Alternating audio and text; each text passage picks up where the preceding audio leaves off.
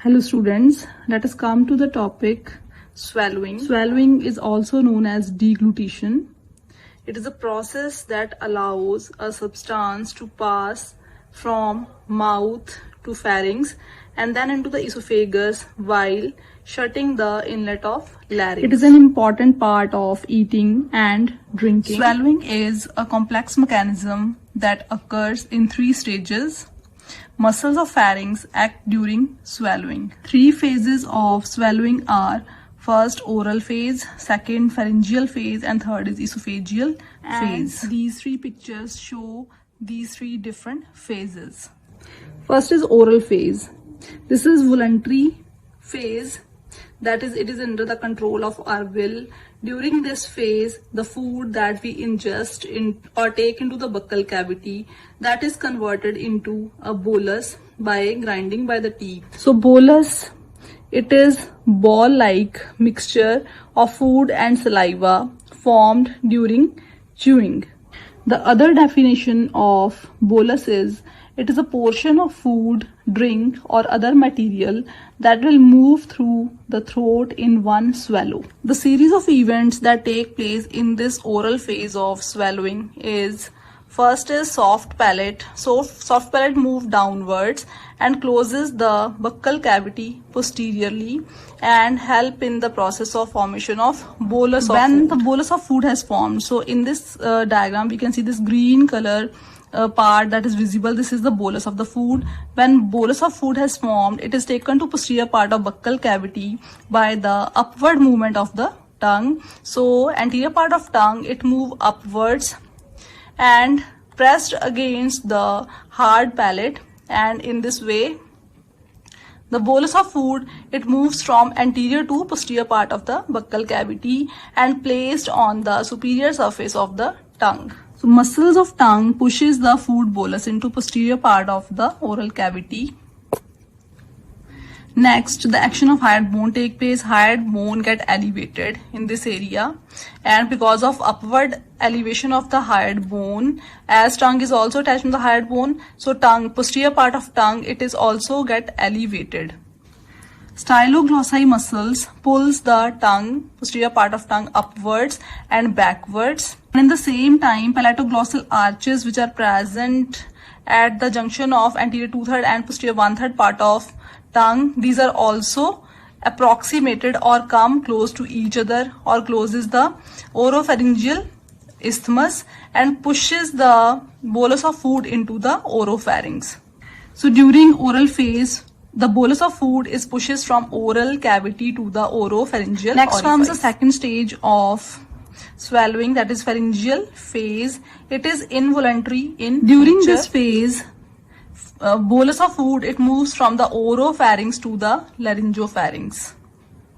Various events that take place during this phase are: first is nasopharyngeal isthmus is closed. Nasopharyngeal isthmus, that is the area of junction of nasopharynx and the oropharynx that get closed by the elevation of or upward movement of the soft palate. Levator villi palatini and tensor villi palatini muscles elevate the soft palate, and soft palate here come to lie against the passavant's ridge. So by approximation of these 2 structures, the bolus of food is prevented from entering into the nose. Inlet of larynx is closed. So this is the area of inlet of larynx. It is closed by approximation of aryepiglottic folds. Approximation means to come closer. So aryepiglottic folds which are present at the margins of the epiglottis, these come close to each other by the action of aryepiglottic and oblique arytenoid muscles. Epiglottis also move downwards at this time towards the trachea. So this prevents the food bolus from entering into the larynx. The larynx and pharynx are elevated behind the hyoid bone in this area. The longitudinal muscles of the pharynx, these causes shortening in the length of the pharynx and allow early passage of food of bolus of food from this area. So food bolus is pushed down over the posterior surface of epiglottis closed inlet of larynx and posterior surface of arytenoid cartilages. All these structures are present anterior to the pharynx, and by the help of gravity and by the contraction of superior and middle constrictor muscles and also palatopharyngeus muscles of the pharynx, the food bolus is propelled downwards into the lower part of the pharynx. Third phase of swallowing, that is esophageal phase of swallowing, where bolus of food is visible in this lowermost portion of the esophagus or lowermost part of the laryngopharynx. And in this stage, food passes from lower part of pharynx to the esophagus. So this is brought about by constriction of the inferior constrictor muscle of the pharynx. And here we can also note down the condition of respiration at different phases of swallowing. So in this first phase, oral phase, still the process of respiration, it is continued until the food bolus is in the buccal cavity.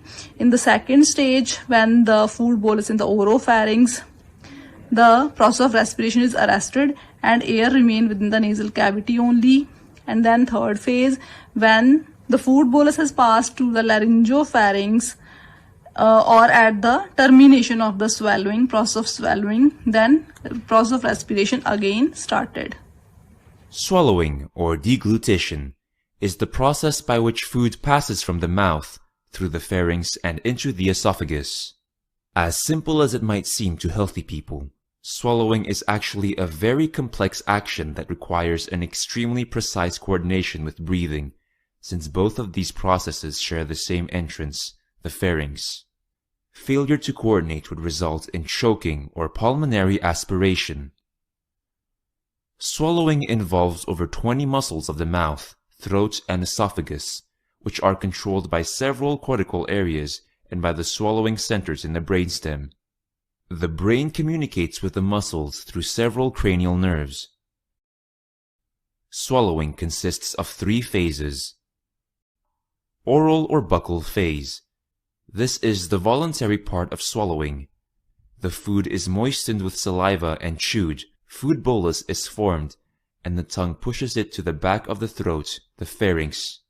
This process is under neural control of several areas of cerebral cortex, including the motor cortex. Pharyngeal phase starts with stimulation of tactile receptors in the oropharynx by the food bolus. The swallow reflex is initiated and is under involuntary neuromuscular control. The following actions are taken to ensure the passage of food or drink into the esophagus. The tongue blocks the oral cavity to prevent going back to the mouth. The soft palate blocks entry to the nasal cavity. The vocal folds close to protect the airway to the lungs. The larynx is pulled up with the epiglottis flipping over, covering the entry to the trachea. This is the most important step, since entry of food or drink into the lungs may potentially be life-threatening. The upper esophageal sphincter opens to allow passages to the esophagus. Esophageal phase. Food bolus is propelled down the esophagus by peristalsis, a wave of muscular contraction that pushes the bolus ahead of it. The larynx moves down back to the original position. Then come to the next topic, auditory tube. Auditory tube is also known as pharyngotympanic tube or eustachian tube. So pharyngotympanic tube means it extends from middle ear cavity or tympanic cavity to the nasopharynx. So this is the opening of the eustachian tube into the nasopharynx area. So in this diagram, this green color structure is the eustachian tube extending from this area, middle ear, to the nasopharynx. Shape of eustachian tube resembles to a trumpet. Trumpet is a musical instrument. It is having one wider end and one narrow end. In the same way, eustachian tube is having one wider nasopharyngeal end and narrow tympanic end.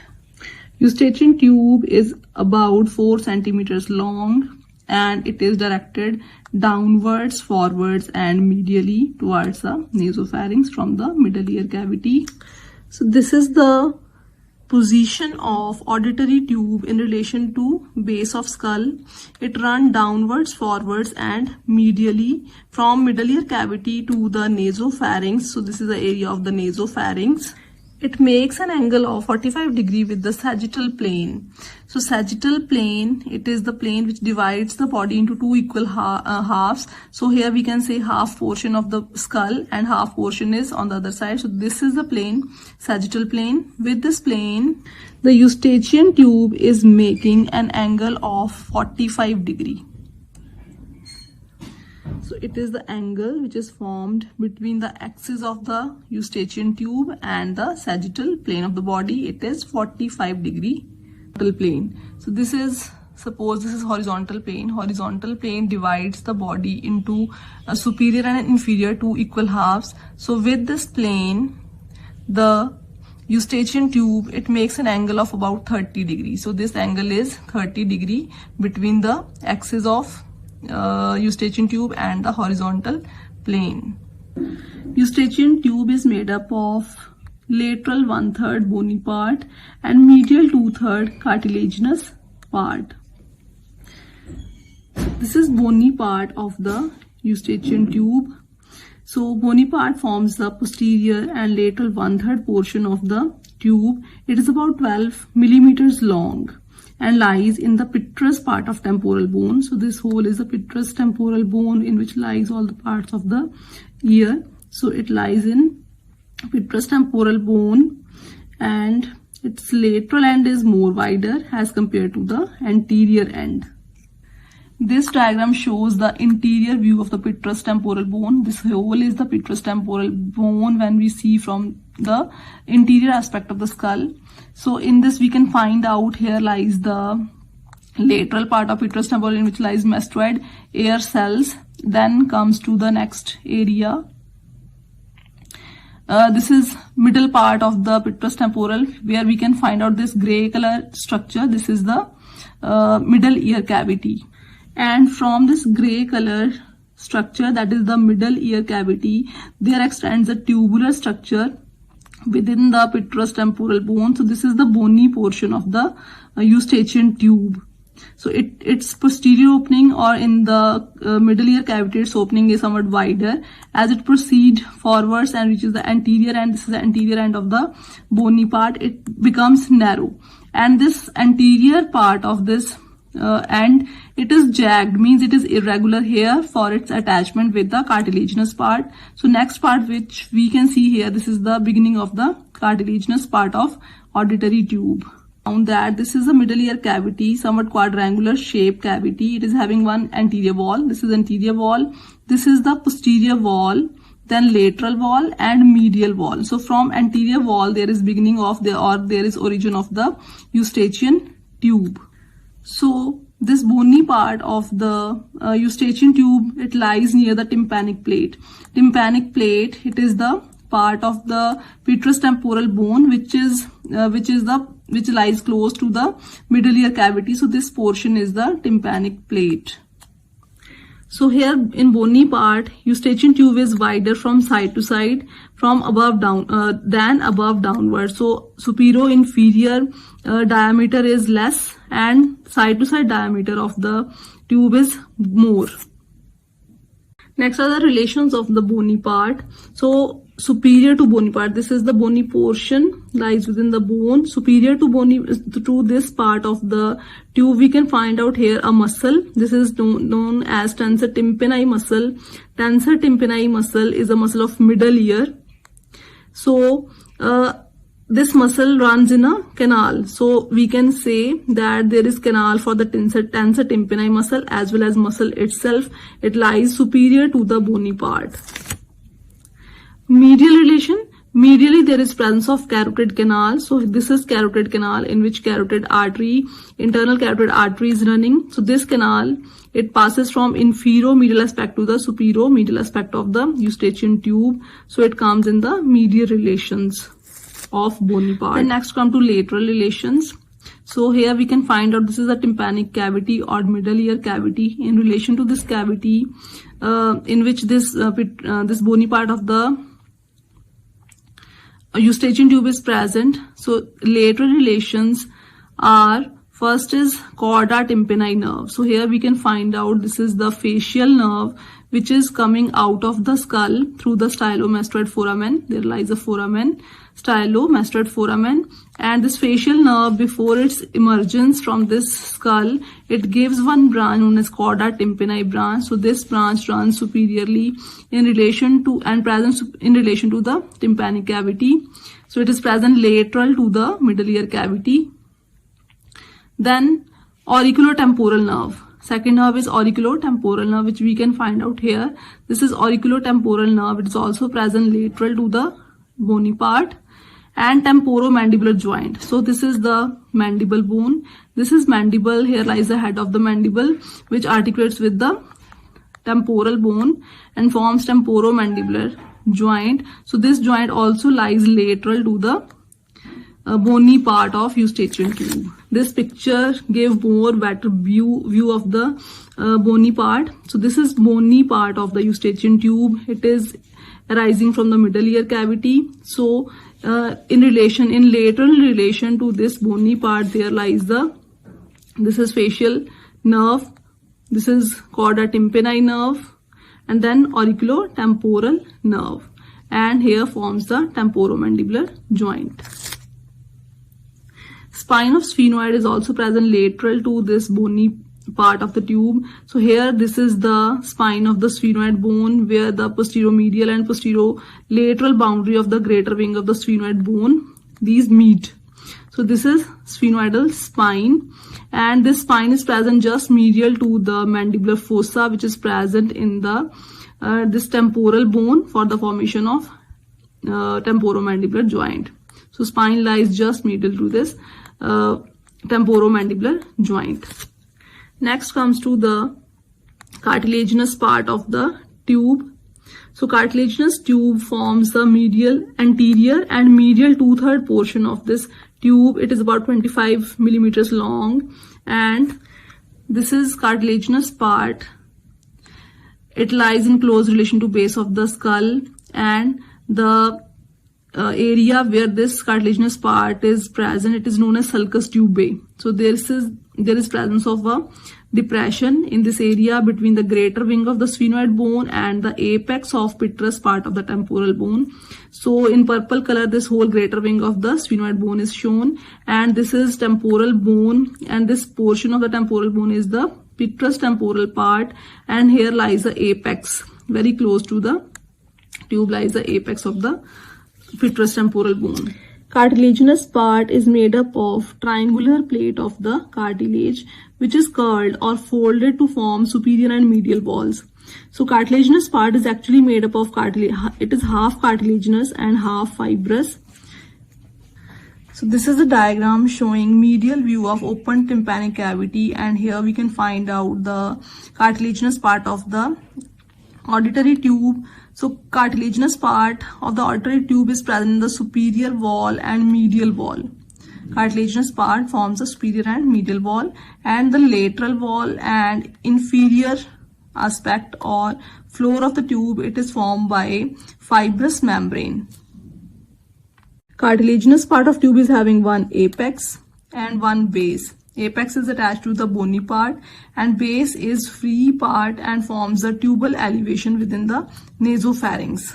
Relations, anterolateral relation is there is presence of tensor villi palatini muscle.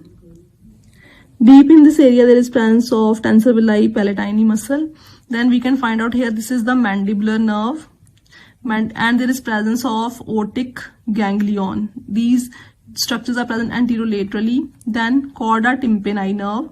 Chorda tympani, this nerve is present anterolaterally as well.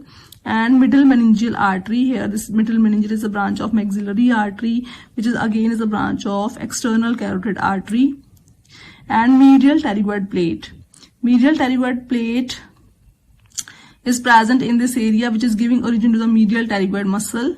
So medial pterygoid plate is also present in the anterolateral relation to this cartilaginous part. Medial relation, posterior part as well as towards the medial side, there is presence of this petrous temporal bone.